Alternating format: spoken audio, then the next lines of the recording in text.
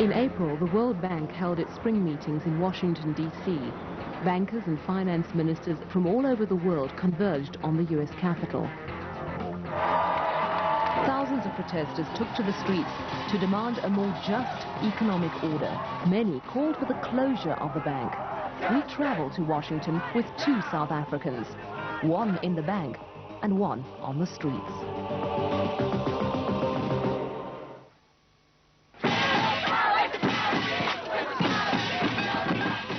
We are dissatisfied with the global economy. We're asking boom for whom? Most people in the world are left out of this economic boom, and it makes us very angry because that injustice must be stopped. This is a fight between working families in all countries against an institution that has so far represented the rich, the well-to-do, the patent rights, the copyrights, but not human rights and labor rights. The Bretton Woods formula, the Washington consensus, are not for our day. We need to look again, we need to think again. A system which is making the rich people richer and the poor people poorer is a system that is not on for us. We've made a lot of improvements in the last 5 years.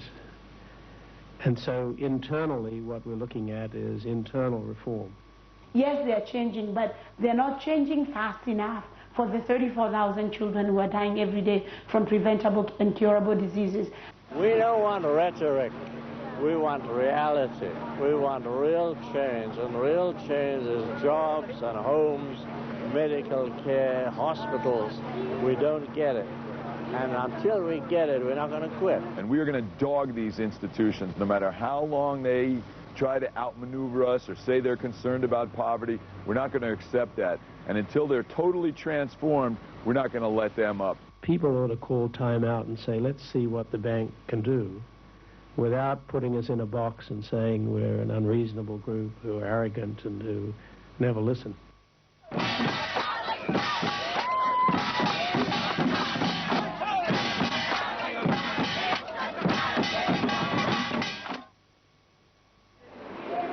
The first Trevor to head for the USA was Soweto Councillor Trevor Ngwane. The second was the Minister of Finance, Trevor Manuel. In the budgets of the past 4 years, we've remained true to the reconstruction development goals we set for ourselves. Human beings are blessed with the necessity of transformation. Siyabonga kakhulu. You know, we get nice speeches, but the action of our government, where does the money go?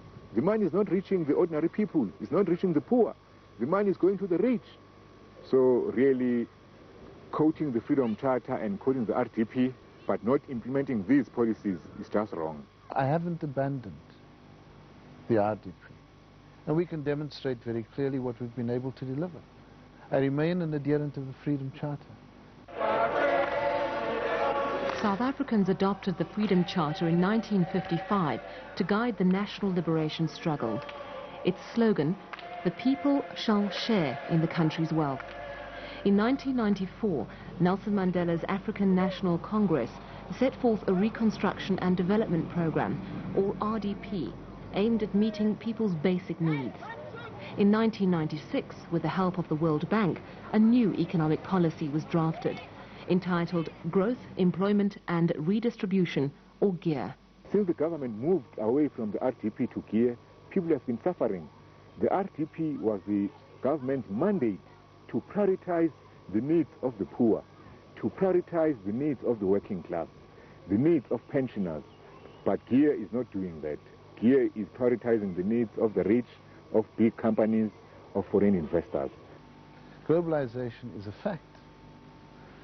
We need to recognize that as a fact and engage with it. It's not going to go away. Since South Africa began to engage with globalization, the budget deficit and corporate taxes have been cut. But the currency has crashed 3 times. 500,000 jobs have been lost. Unemployment has risen to around 40%. Inequality has deepened to levels worse than under apartheid.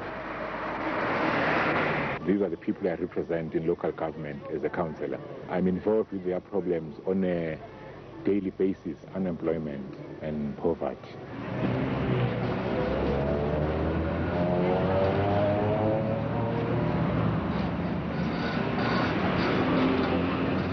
from the point of view of local government, an authoritarian mode of collecting money is being used. You know, there are families who have stayed for a whole year without electricity at all. Ngwane was suspended from the ANC for criticizing privatization in Johannesburg. He traces the government's hard line on economic policy to the World Bank.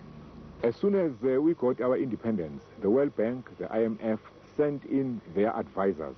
And their advice is always cut down on the money you spend on the poor. You know, cut down on social expenditure, cut down on service delivery. So the World Bank is actually telling us how to run our economy. While Manuel denies outside pressure, bank officials are proud of the economic advice they provided to the African National Congress during the transition from apartheid. The entry point we used was really the ANC cadres that were outside, that some of whom came here on to the bank on internships and so on. The World Bank and IMF lent the apartheid regime billions of dollars. In the 1990s, they began to offer loans to the new government. People got their independence, Zimbabwe, 20 years ago, Ghana, 40 years ago. But the people are still suffering. Why is that? Yingoba, our colonizers, or Britain, or America, or France, there's no World Bank, there's no IMF. We won't help you for what we did to you through slavery, through colonialism. But we're going to lend you money so that you can pick yourself up. The legacy, the history of the World Bank and IMF in Africa, in Asia, in South America, in the Third World has been shameful. And the best thing we can do, or the least, is to close them down. That doesn't help. Because, you know, as South Africa, we can raise taxes, we have a capital market in this country, we can borrow. But if indeed you are Mozambique or Tanzania, you can't go to global capital markets. You need a source of financing that's cheap. This is like saying someone who is poor needs mashonisa, you know, the money lender, who will charge you interest rate of 300%. You know, the money lender is just going to kill you. Debt repayment is South Africa's second largest budget item. Zambia pays more on debt servicing than on health and education combined.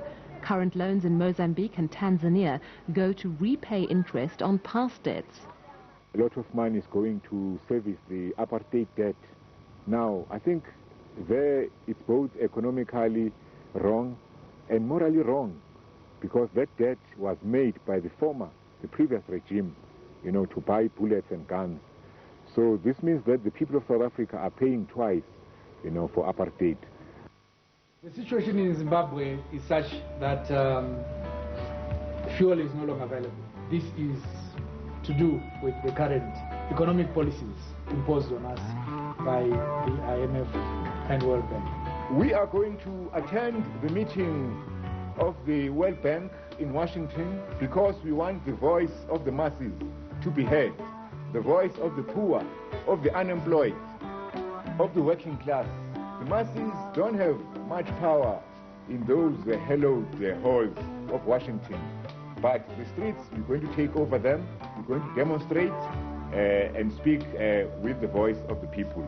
The other Trevor is it's not for us, we the common masses. Trevor Ngwane is one who is emerging from our working class. He's one who is representing us, we the working class.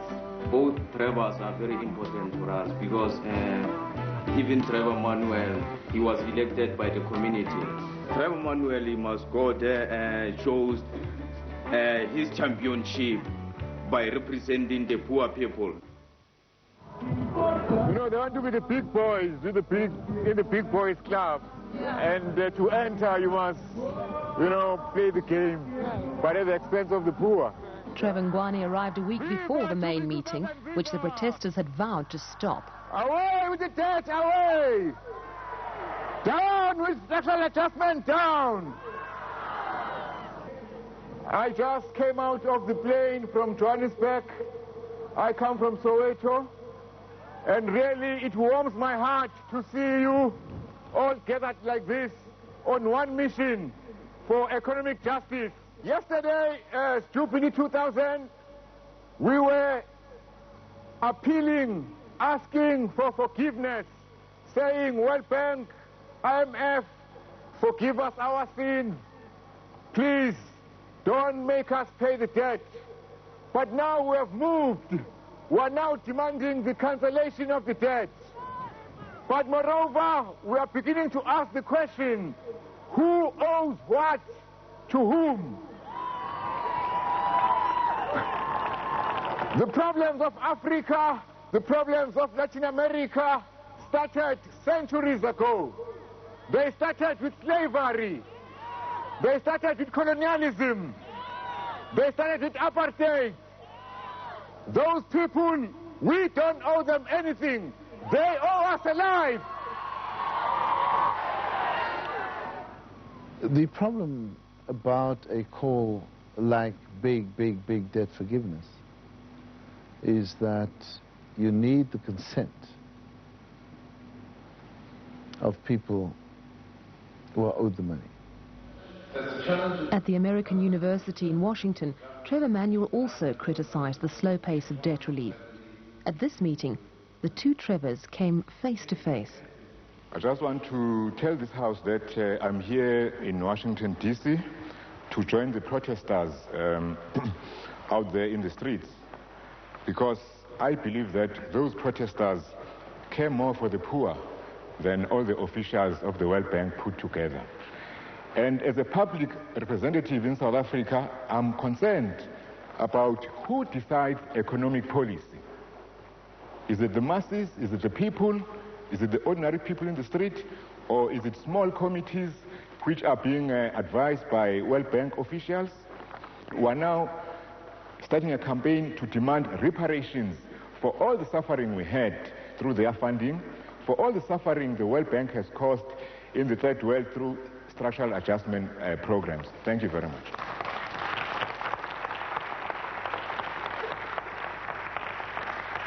Well, that's the stuff of democracy, you know, different points of view. But I also think it's good for him, you know, because sometimes our ministers go over the whole world representing us, but sometimes not fully representing our views. I mean, for example, I know that, you know, his economic policy of privatization, of cutting down, making the public sector smaller, you know, many workers, many unionists in South Africa are opposed to that. I think that voice should be heard. Our worry, to be dead honest with you, is in the next 15 years, how are we going to deal with the poverty question? Today you've got 3 billion people living under $2 a day, and you've got 1 billion people living at $70 a day. So you have a huge gap globally, and the trends in inequity have not been positive. Despite the negative trends, bank and fund officials deflect criticism and defend their approach. All the evidence is that the best way to grow is to integrate into the global economy. We are not trying to keep poor countries down. How worried are you that the word globalization does now appear to be a dirty word? And even if you are making changes, the IMF does seem to be losing the PR battle. I think the word globalization could become a problem, but the process that it represents, I think that process is fine. Trevor Manuel was recently appointed chairperson of the board of the IMF and the World Bank. From his position on the inside, he has called for the democratization of the institutions. The United States of America has a shareholding of about 17.8%. Effectively, this gives the U.S. a veto right over key decisions by the bank and the fund. It can't be correct. U.S. Treasury Secretary Larry Summers exerts direct influence over bank policies. This has led to the resignation of 2 top bank economists in a year. Is Bank President James Wolfenson prepared to tackle U.S. arm twisting? This is a problem that I hope to leave to my successor. And were it to come up, I'm not sure that I wouldn't quickly find a successor. Because it is one of those things which is like a religion in the place. For many people, and for some in the streets, the criticisms of our institution haven't changed in 10 years, regardless of what. And what you need, if we're going to face this challenge, is at least a period of time when dialogue is possible.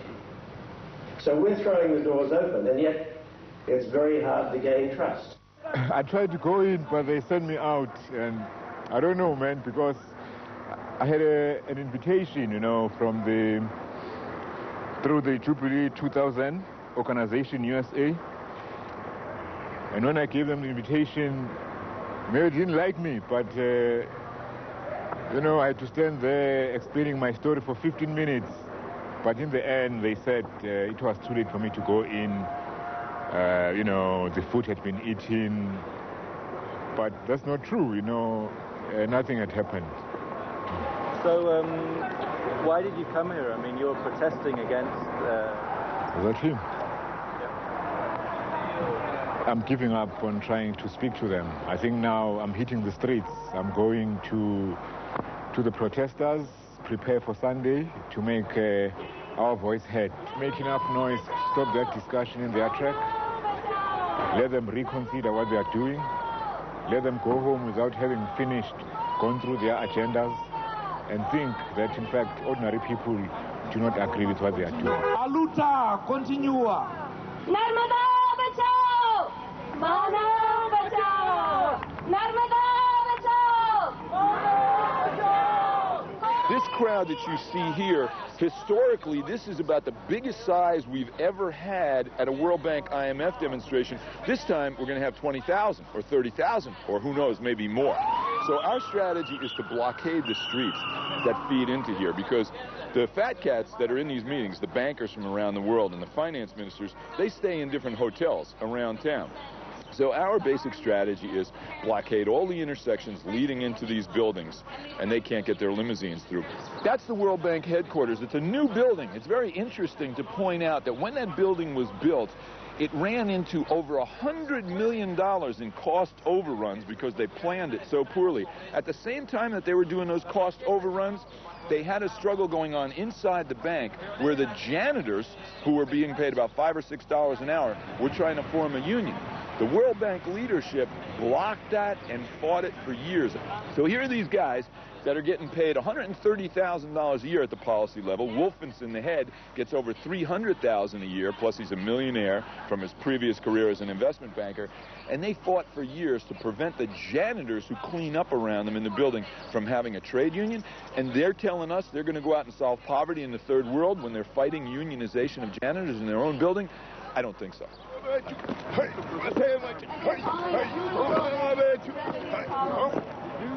That's what we're going to do tonight, and then we're going to do it in a big way Sunday. Training sessions. Yeah, We've got training sessions going on at the Convergence building, a big warehouse where we're training people, and we're training them in dancing, songs, puppet making, all sorts of stuff, and coordinating what's going to happen on the days of protest so people work together.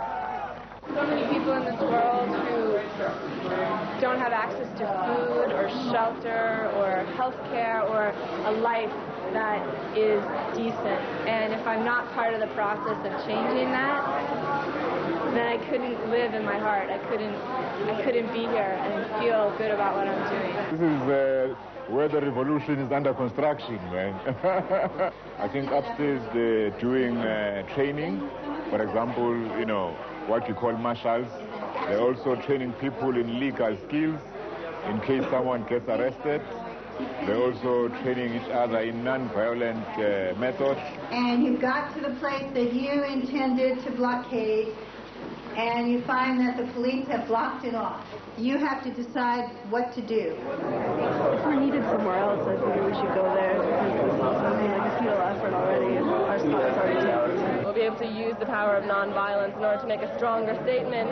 It's really a stereotype that American kids, all they do is eat at McDonald's and buy sneakers, and that really there are a lot of American young people who really care about other countries in the world. And I think this is a rallying point for the youth of America to show that we realize we're not the only nation in the world. Look, in South Africa, I think we sort of losing or even forgetting the democratic tradition, the participation. I think this reminded me, what we are losing. I have a feeling, with all the voting, for parliamentarians, people just make a cross and then they forget, they wait for the councillors, for the parliamentarians to do the job.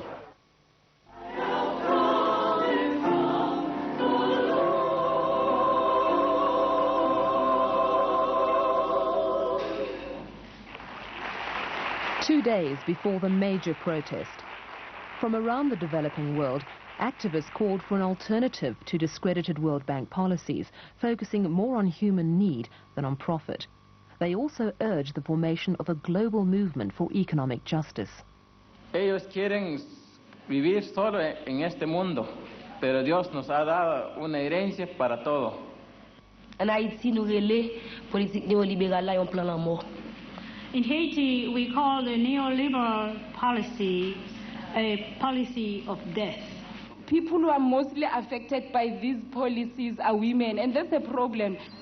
Now, after apartheid, we thought we were going to have freedom, and what do we have? The free market. The World Bank, hey, is the devil. Hey, the IMF is the devil. Right. Now,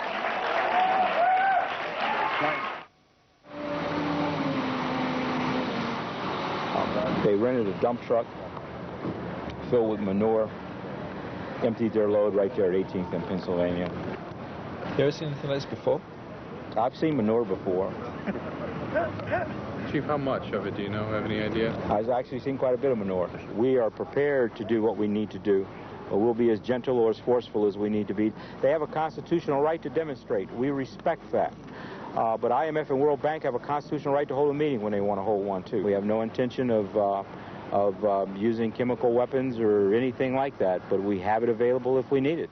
We're still going to do it tomorrow. Isn't it going to stop us? Listen to these captains.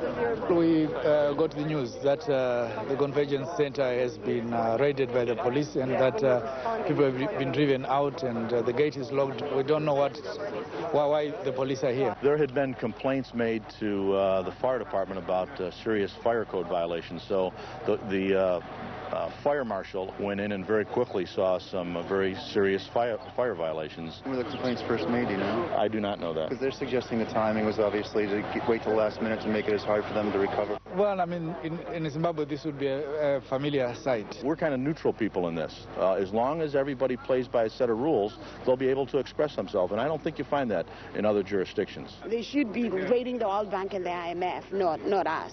It's a small bump in the road, but I think that in fact it strengthens our resolve.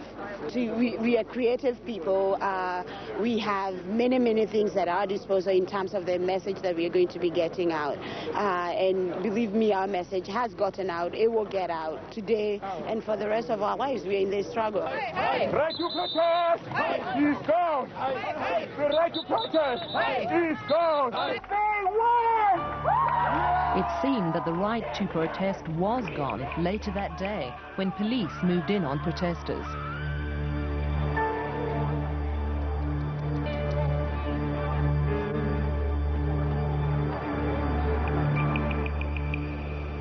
The entire area around the World Bank was declared a no-go zone. The planning of the protest continued despite the closure of the convergence. At a secret location, the protesters held their final mass meeting or spokescouncil. For security reasons, we were not permitted to film during the meeting. Trevor Ngwane and his comrades watched videos of police moving in on protesters in Seattle last year.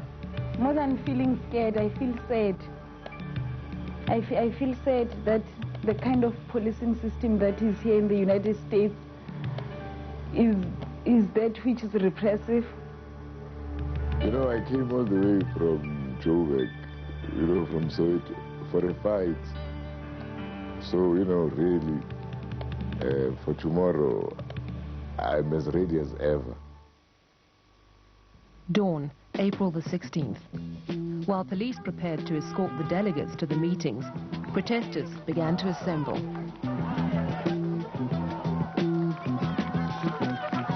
By 6 a.m., they had locked down. United, we'll never be divided. This little light of mine, I'm gonna let it shine. During commercials because the revolution will not be televised. The revolution will not be televised. We got it solid here. We got it solid here. We realize that there are oppressors in this part of the world who have caused your suffering, because there are many people in this country who suffer as a result too. So we are with you in the struggle. All of these intersections, like 5 blocks away from the IMF and the World Bank, are blockaded. So there's no way they're getting delegates through this thing unless they're willing to be really violent, and I don't think they're going to do that.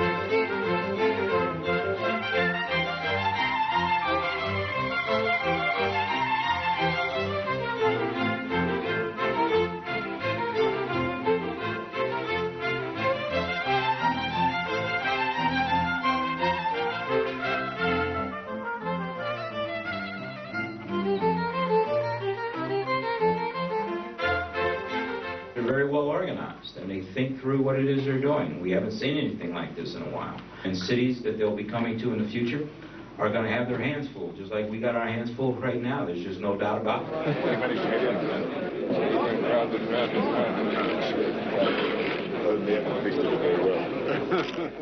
Got them in very early. Well, we got them in.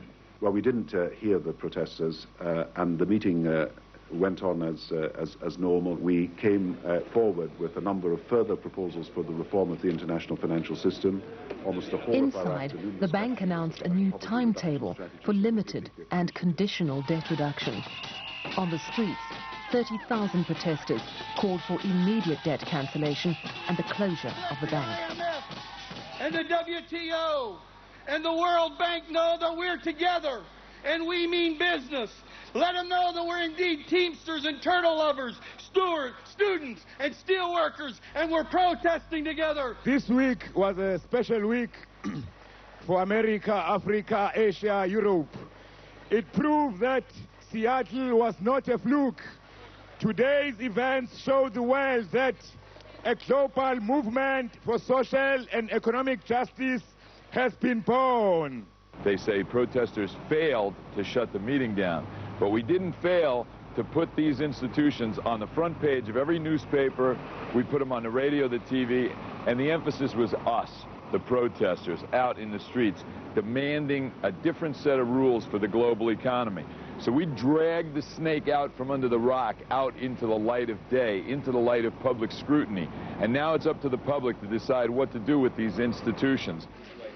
Back home, Trevor Manuel remains committed to South Africa's economic policy. I know that the process of building is a slow and hard slog. There are no magic formulae. There's no rhetoric. There aren't any slogans that suddenly change from apartheid inequality to a democracy that actually effects tangible improvements in the quality of life of people. And it's a slog. It's a slog, and one that we'd made a commitment to.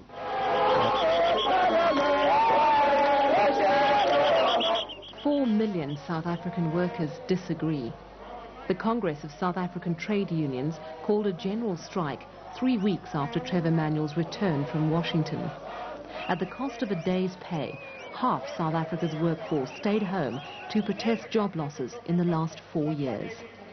I think that people like Trevor Manuel is a friend of mine, is an Anglican. I love him very much. I think that my own analysis is that they have bought in lock, stock and barrel to what they are told by the IMF.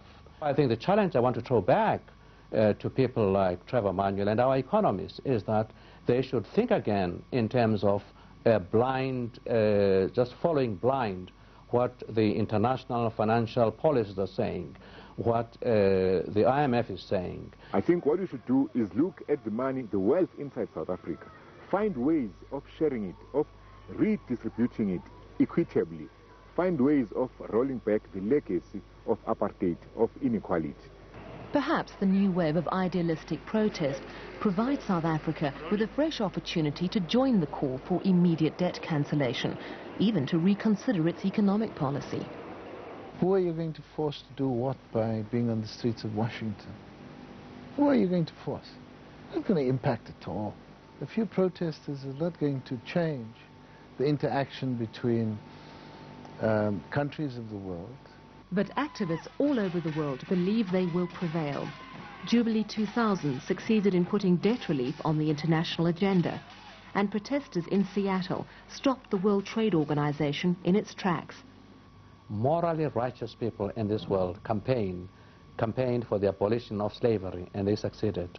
Morally righteous people in this world campaigned for the abolition of apartheid and the release of Nelson Mandela, and we succeeded. Why we have Seattle, people protesting in Seattle, why we have people protesting at the IMF in Washington, is because people are wanting a new world order. We've won one battle. We've eliminated apartheid in South Africa. Now we have another battle. That's to make the World Bank, the IMF, and all international financial institutes work for working people around the world. We accept and we join with you in solidarity to do that. South Africa, for us, represented an opportunity to do it right and to do it differently.